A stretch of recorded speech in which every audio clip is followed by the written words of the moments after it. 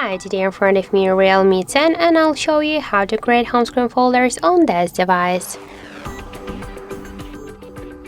So first hold for a while the application and then drag this up to another one.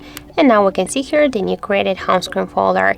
By the same way we can add here more application. To remove it, rename it, click on the name, tap to X icon to delete or remove the name in one click, and after that enter the new one, tap to apps, click to OK, and that's it. Just to move folder here on the screen or between the screens to create a new screens for the folder, we should hold it and just drag it to the left or to the right side of the bottom. Just if you want to remove the application from the folder and you want to stay with this app on the home screen, just hold it and drag it here.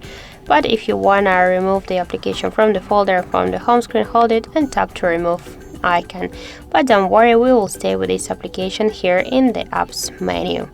Just if you want to remove the applications from the folder, if you want to remove the folder from the app from the home screen and you want to stay with these applications on the folder, you should click to remove folder. And if you want to remove just folder with the apps from the home screen, just tap here to remove.